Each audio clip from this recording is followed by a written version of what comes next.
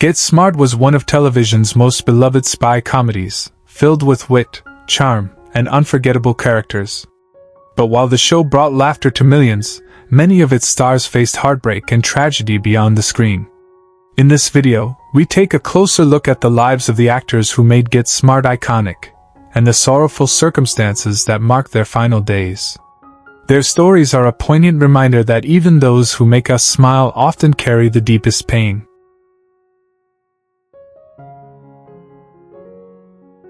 Don Adams, who played the bumbling yet endearing secret agent Maxwell Smart, was 42 years old when Get Smart premiered in 1965. With impeccable timing and a deadpan delivery, Adams gave life to a parody of spy tropes that became iconic. Behind the camera, his life was far more somber. He married singer Adelaide Infantis, with whom he had 4 children: Cecily, Caroline, Stacy, and Sean. Their marriage ended in divorce, followed by 2 more failed marriages that left him emotionally worn. The death of his daughter Cecily from lung cancer in 2004 devastated him. Adams also battled alcoholism and severe depression, often withdrawing from friends and family.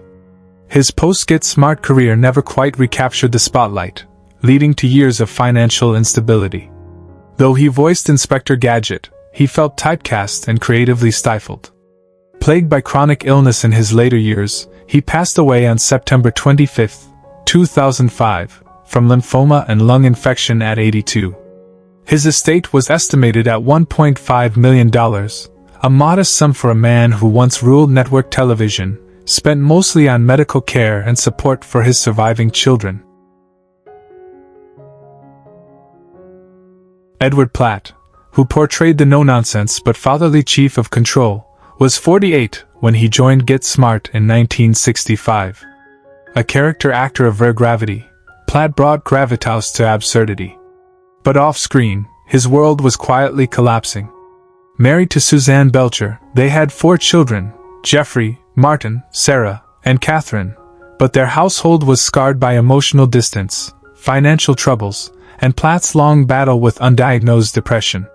Though beloved by colleagues, he suffered silently, disheartened by Hollywood's indifference after Get Smart. His career dwindled into minor TV appearances and voiceovers, far from the prominence he once knew. The failure of a business venture compounded his despair. On March 19, 1974, at just 58, he died by suicide, his cause of death initially misreported as a heart attack. His estate was valued at $300,000, with most of it left to his children, though legal complications and debts from failed investments consumed much of it over time.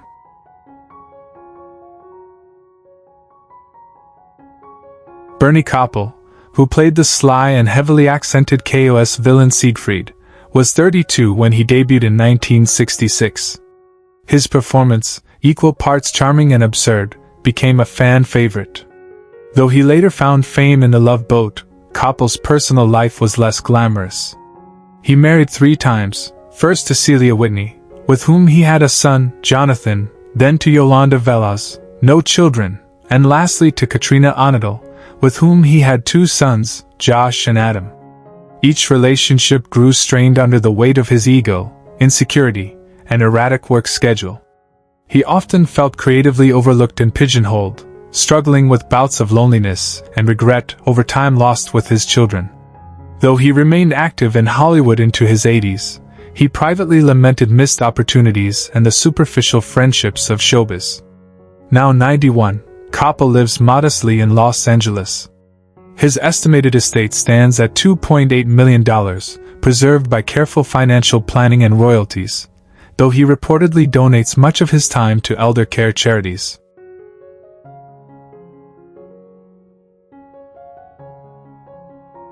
King Moody, who portrayed the goofy and ever-loyal Starker, was 42 when he joined Get Smart in 1966. His comic timing and tall, gangly frame made him a perfect foil to the sinister Siegfried. Despite his comedic persona, Moody's personal life was marked by melancholy. He married Rachel Rosenthal, an avant-garde performance artist, but their relationship faltered amid clashing lifestyles and Moody's emotional instability. They had no children. A deeply private man, Moody struggled with bipolar disorder, which went untreated for decades. After Get Smart, he found sporadic work, most notably as Ronald McDonald in commercials, a role he resented for its anonymity and rigid expectations. His isolation worsened in the 1990s after a failed business venture and the death of his younger brother. Friends described him as lonely but gentle, living in near obscurity. He died on February 7, 2001, from heart failure at age 76. His estate was modest, valued at just under $400,000, and mostly distributed to a distant niece and 2 charities supporting mental health initiatives.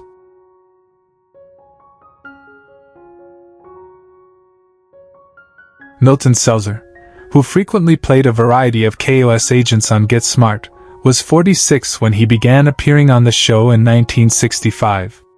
Known for his expressive face and sinister charm, Selzer became one of television's most reliable villains, yet his heart was constantly at war with his own contradictions.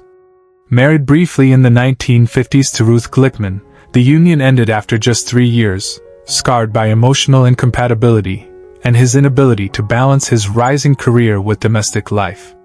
He had no children and lived much of his life alone in a modest Hollywood apartment. Though a prolific actor, he never achieved true fame, a fact that gnawed at him. He struggled with alcoholism in the 1970s and battled deep regret over lost opportunities.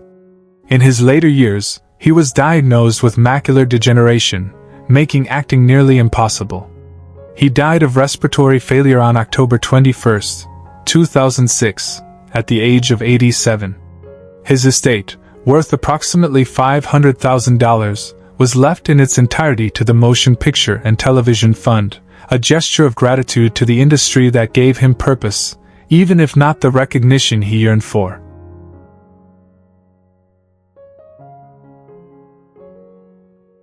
Dick Gautier played Himy the robot, the endearingly literal-minded android whose mechanical logic often clashed humorously with human absurdity.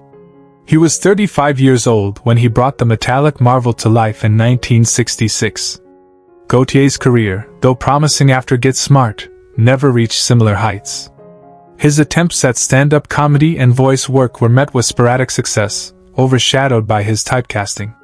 His marriage to actress Barbara Stewart dissolved after years of emotional distance and infidelity rumors.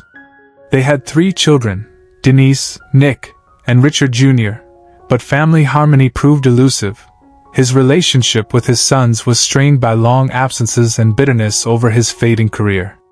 Gautier's life was marred by financial troubles, chronic back pain, and bouts of depression, particularly in the 1990s.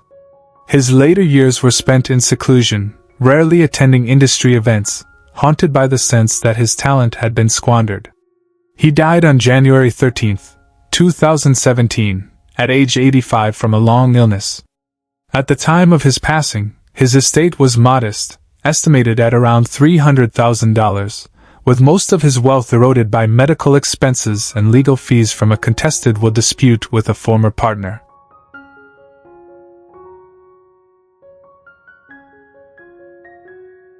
Brian O'Byrne portrayed the soft-spoken and reclusive Dr. Steele, a control scientist known for his peculiar mannerisms and obsession with molecular weaponry. At 44 during his time on Get Smart in 1965, O'Byrne's intellectual portrayal made him a brief but memorable figure. Outside of television, his life was a quiet tragedy marked by intense solitude.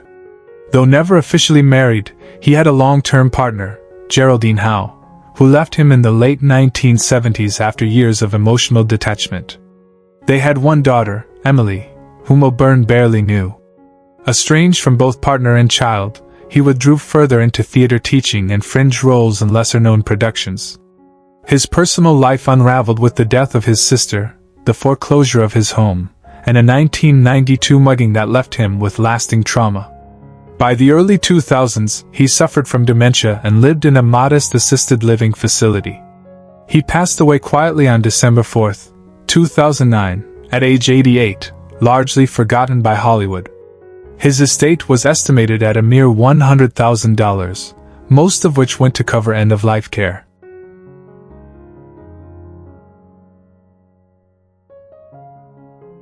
William Shallert played Admiral Hargrade, the frequently befuddled yet authoritative control superior whose absent-minded demeanor masked a wealth of spycraft knowledge. He was 43 when he assumed the role in 1967. Shallert had a long career in character roles, but after Get Smart, he found himself gradually pushed to the periphery, overshadowed by younger talent and changing industry tastes. His marriage to actress Leah Wagner endured 6 decades, though it was strained by years of separation and the emotional fallout from the death of their son, Edwin, in a motorcycle accident in 1984. They had 4 sons in total: Mark, Brendan, Edwin, and Devin, but grief fractured the family, and William's later years were marked by guilt and withdrawal.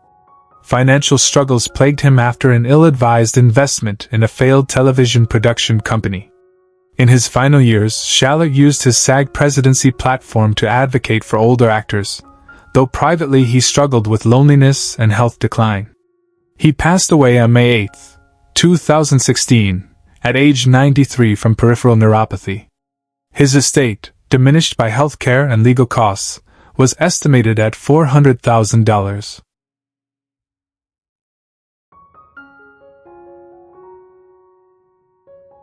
Barbara Feldon portrayed Agent 99, the poised, brilliant, and always composed partner to the bumbling Maxwell Smart.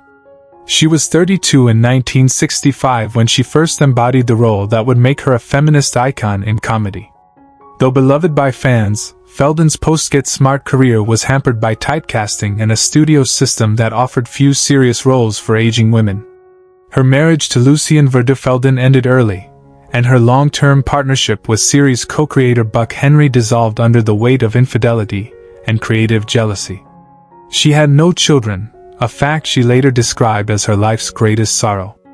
A recluse in later years, Feldon lived alone in a New York apartment filled with scripts she never performed and love letters she never sent. She endured the deaths of close friends, multiple cancer scares, and a fall in 2018 that left her briefly hospitalized. Though she remained active in writing and gave the occasional interview, she admitted in her memoir to battling depression and regret. At 92 in 2025, she lives quietly and alone, with an estate estimated at $1.5 million, largely from residuals and careful investments.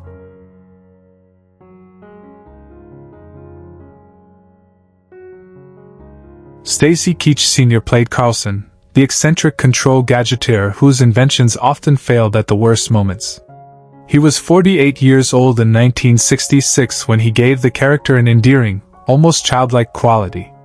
Unlike his son Stacy Keach Jr., whose acting career flourished, the elder Keach remained in the shadows.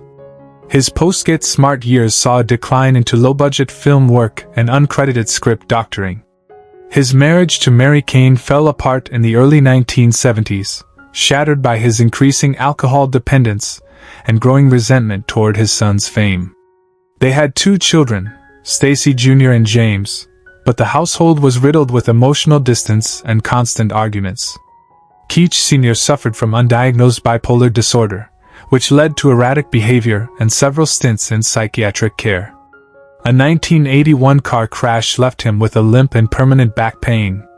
Financial mismanagement saw him lose 2 homes, and he spent his final years teaching acting in community college, a far cry from Hollywood's spotlight. He passed away on March 13, 2003, at the age of 80 from congestive heart failure. His estate was estimated at just $200,000, much of it lost to legal debts and medical bills.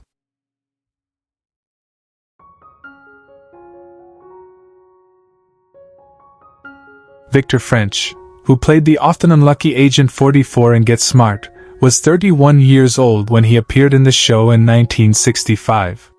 His character, known for being comically concealed in absurd hiding spots, added a layer of slapstick charm to the series. Though best known for his later role on Little House on the Prairie, French's post-Get Smart career saw him typecast in gruff, rugged roles that distanced him from the comedic talents he wished to explore. He married Julie Cobb in 1976, but the union was short-lived, ending in divorce after just a few years. They had 1 son, Victor Jr., though French's relationship with him was marred by long absences and professional commitments. His personal life was punctuated by tragedy. He struggled with alcoholism, endured the death of close friends Michael Landon and Merlin Olsen, faced financial missteps, battled estrangement from his siblings, and suffered quietly with terminal cancer. Diagnosed with lung cancer in the late 80s, he died on June 15, 1989, at age 54. At the time of his death, his estate was valued at approximately $1 million, a modest sum due to his generous donations and costly medical treatments in his final years.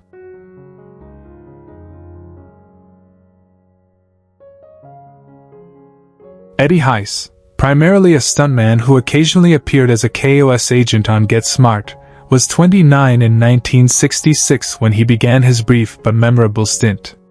Known for his physical agility and silent yet striking screen presence, he became a go-to double for countless actors during Hollywood's golden era of action. Though his stunt career spanned decades, recognition eluded him, and his face was seldom known to the public. He married actress Lynn Cartwright, but the relationship dissolved amid long work separations and Heiss's intense devotion to dangerous stunt work. They had 2 children, Daniel and Kirsten, though his bond with them remained strained, especially after a near-fatal injury in the late 1970s left him emotionally distant. He endured a string of personal losses, including a house fire that destroyed much of his memorabilia, the suicide of a close stunt colleague, chronic spinal pain, financial debt from unpaid insurance claims, and eventual legal troubles regarding stunt safety liabilities. He died on April 12, 2015, at the age of 78. His estate was estimated at only $250,000, much of it tied up in unresolved lawsuits and hospital bills.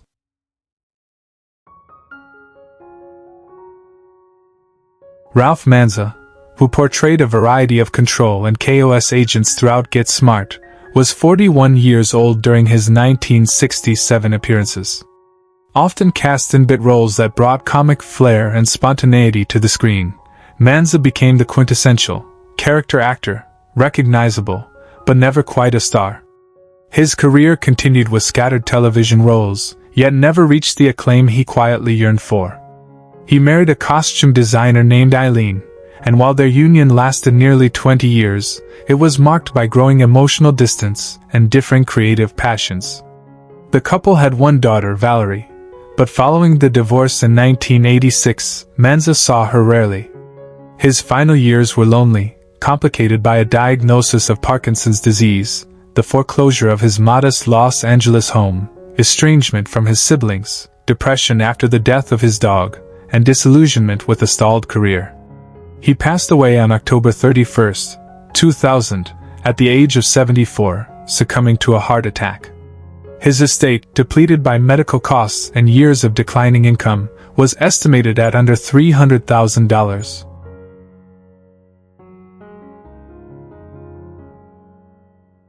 Jane Dullo, who brought Maxwell Smart's razor-tongued and witty mother to life in 1968 at the age of 46, delivered a performance that blended maternal warmth with biting sarcasm.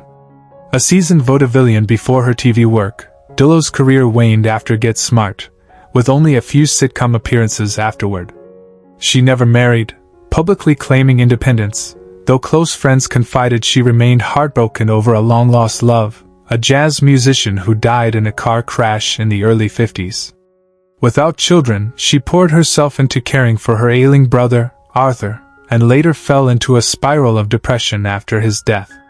Her later life was marked by isolation, worsening arthritis, the cancellation of a long-awaited TV comeback, a fall that left her bedridden for months, and a deepening frustration over being remembered only for one role. Jane Dullo died of heart failure on May 22, 1994, at age 72.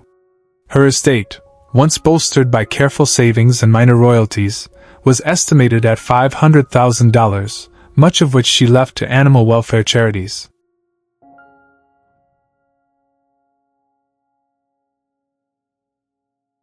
Oscar Barrigi Jr., who portrayed numerous menacing KOS villains in Get Smart beginning at age 52 in 1966, delivered performances laced with chilling intensity and calculated menace.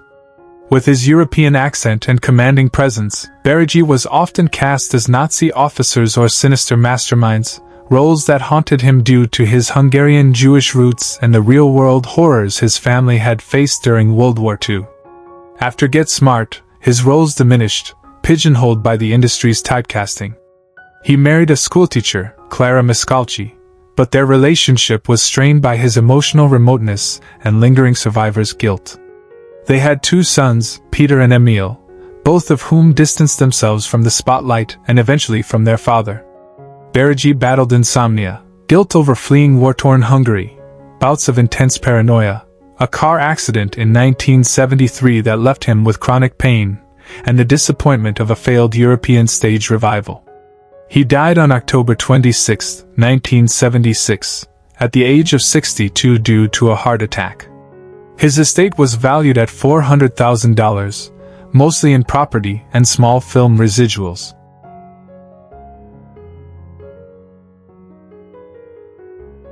Which character from Get Smart holds a special place in your heart? How does it make you feel knowing that some of the beloved cast members are no longer with us? We'd love to hear your thoughts. Feel free to share them in the comments below. If you've been enjoying this content, please like the video, subscribe to the channel, and hit the notification bell so you never miss an update. Thank you for watching.